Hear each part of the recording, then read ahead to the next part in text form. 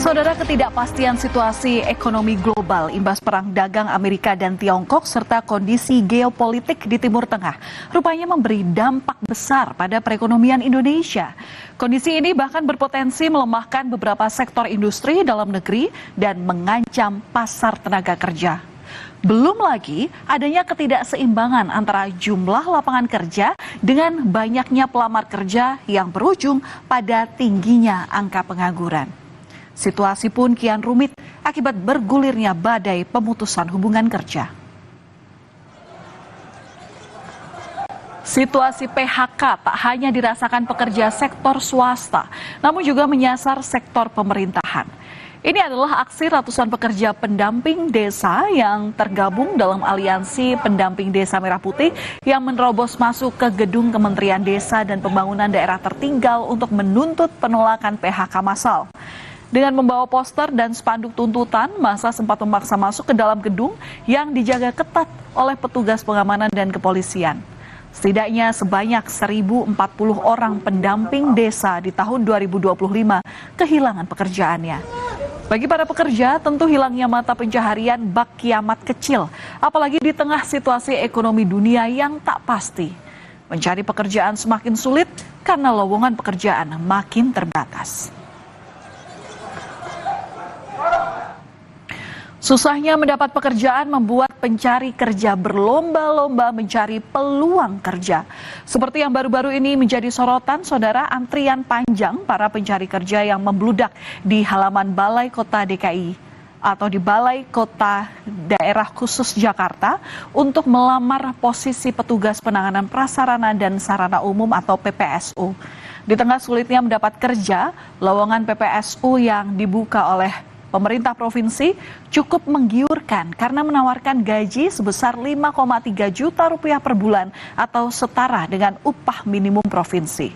Pekerja yang diterima menjadi PPSU juga akan mendapat tunjangan hari raya dan BPJS. Belum lagi syarat melamar yang tak memberatkan seperti minimal lulusan pendidikan sekolah dasar atau SD. Tapi minimnya syarat dan tingginya benefit membuat persaingan makin ketat, apalagi pada tahap pembukaan pertama kuota yang diperebutkan hanya sejumlah 1.100 orang.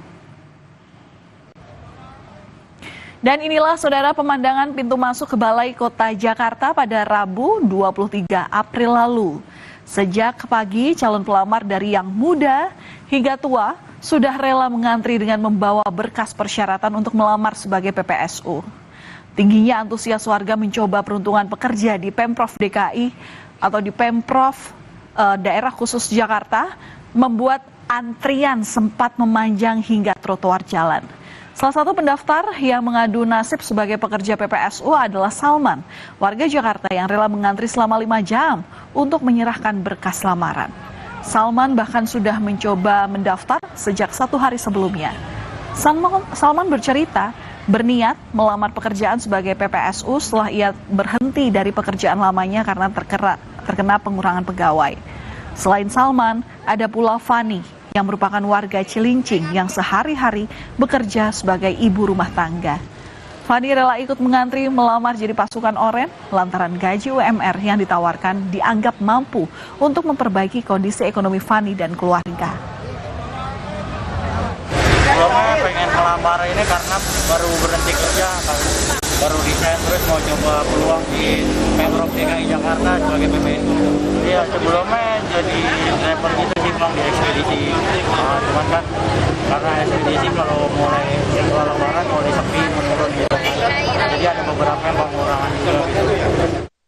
Bu, ini mau masuknya ke bidang apa, Bu? Pasukan oren? Ya, pasukan oren sama PCLP sih. Oh. Kenapa Bu pengen gabung sama pasukan oren? Apakah karena punya gaji bulanan gitu ditanggung pemerintah atau karena apa? Karena gajinya sekarang udah UMR ya, udah enak istilahnya ya kan. Buat perekonomian juga bagus gitu ya kan, gitu aja sih. Mencari kerja memang tak semudah yang dibayangkan. Jumlah lapangan kerja yang terbatas tak sebanding dengan banyaknya pelamar kerja. Kondisi ini membuat persaingan kerja semakin sulit dan ketat. Karenanya fenomena membludaknya pendaftar pasukan oren seperti yang terjadi di Balai Kota Jakarta bukanlah hal yang aneh dan tabu. Berdesakan dari pagi buta demi bisa mendapat pekerjaan, langganan terjadi saat dibukanya lowongan kerja. Gambaran ironi mencari kerja juga terjadi di Batam pada 19 April lalu, saudara, di mana para pencari kerja ini tampak berdesakan dalam sebuah job fair. Di tengah situasi yang ramai, aksi saling dorong pun tak terhindarkan dan akibatnya beberapa pelamar kerja terjun dan terjatuh ke selokan yang ada di sekitar lokasi. Beruntung, kondisi selokan kering hingga tak perlu ada korban. Aksi saling tolong pun mewarnai peristiwa naas tersebut. Kejadian ini menarik perhatian publik dan menyentuh keprihatinan masyarakat. Peristiwa di Batam dianggap sebagai bukti minimnya lapangan pekerjaan di tengah tingginya angka pengangguran masyarakat. Tergiur pekerjaan dengan iming-iming gaji besar kerap jadi jebakan bagi para pencari kerja. Terdesak kebutuhan ekonomi, para pencari kerja terbius dengan tawaran pekerjaan yang tak jelas asal-usulnya.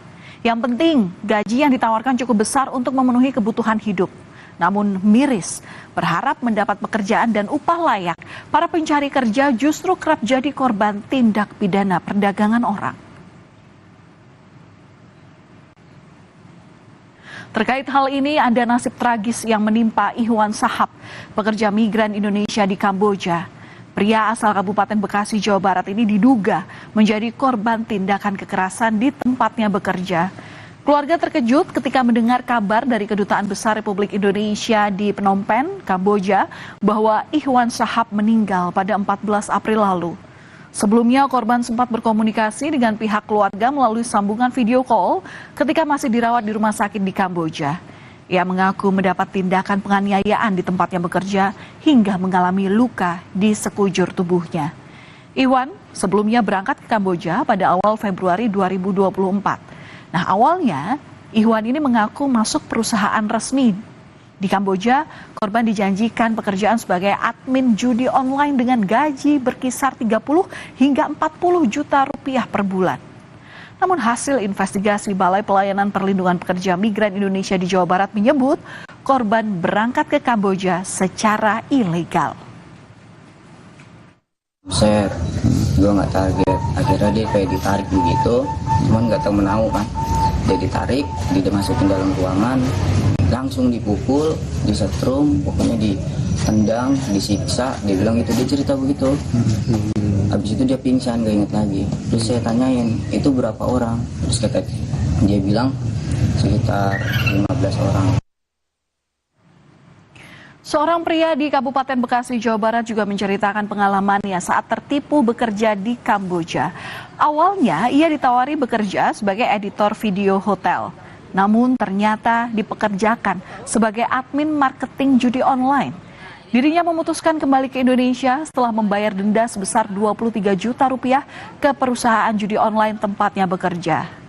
Sulitnya mencari pekerjaan dan tawaran gaji besar di luar negeri menjadi alasan dirinya untuk mau menerima tawaran bekerja di luar negeri termasuk di Kamboja. Awal mulanya sih sebenarnya tuh ditipu ya sama temannya, karena mereka bilang di sana tuh gua kesana itu cuman buat jadi editor hotel, buat kayak video pemasaran hotel itu sendiri. Tapi pas sampai sana kayak ngelihat tempatnya kok udah aneh gitu loh, Pak. Nah, pas sampai sana itu pas selesai tanda tangan kontrak, dibaca-baca semua segala macem. Pas sampai sana gua pribadi malah dijadiin admin marketing buat judi online. Saudara, data Badan Pusat Statistik menyebut jumlah pencari kerja dan lowongan kerja yang terdaftar di Indonesia masih belum seimbang. Hal ini membuat isu pengangguran masih krusial di Indonesia. Karena sejak tahun 2022 hingga 2024, seperti yang terlihat pada data statistik, setiap tahunnya angka pencari kerja selalu jauh lebih tinggi dibandingkan dengan lowongan kerja yang tersedia. Kita lihat, saudara, di tahun 2022, jumlah pencari kerja mencapai 937 ribu pekerja. Sementara jumlah lowongan kerja yang tersedia hanya berkisar 59 ribu.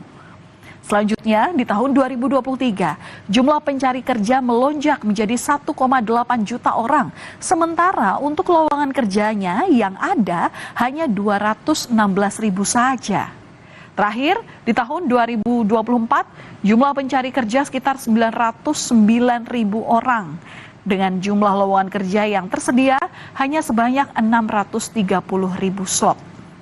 Yang perlu menjadi catatan, saudara, angka-angka ini muncul saat situasi ekonomi global belum kian memburuk seperti saat ini. Dana Moneter Internasional atau IMF memperkirakan tingkat pengangguran di Indonesia akan meningkat dalam beberapa tahun ke depan imbas perang dagang yang saat ini sedang terjadi. Dalam laporan terbaru World Economic Outlook edisi April 2025, angka pengangguran di Indonesia pada tahun 2025 atau pada tahun ini diproyeksi mencapai 5% atau meningkat 1% dibandingkan tahun 2024. Sebesar 4,9% kemudian pada tahun 2026, angka pengangguran di Indonesia diprediksi meningkat lagi menjadi 5,1%. IMF memperingatkan bahwa perekonomian global sedang memasuki fase transisi besar seiring dengan bergesernya sistem perdagangan yang telah menopang dunia selama lebih dari 8 dekade. Semoga, saudara, di tengah situasi ekonomi dunia yang tak pasti, ekonomi nasional dapat bangkit kembali sehingga lapangan pekerjaan kembali tumbuh dan menyerap tenaga kerja kita. Kami masih akan kembali usai jeda, saudara, dengan informasi mengenai Zainal Mustafa yang merupakan salah satu pengacara yang menggugat keaslian ijazah Presiden ke-7 Republik Indonesia Joko Widodo ditetapkan sebagai tersangka atas kasus dugaan pemalsuan surat.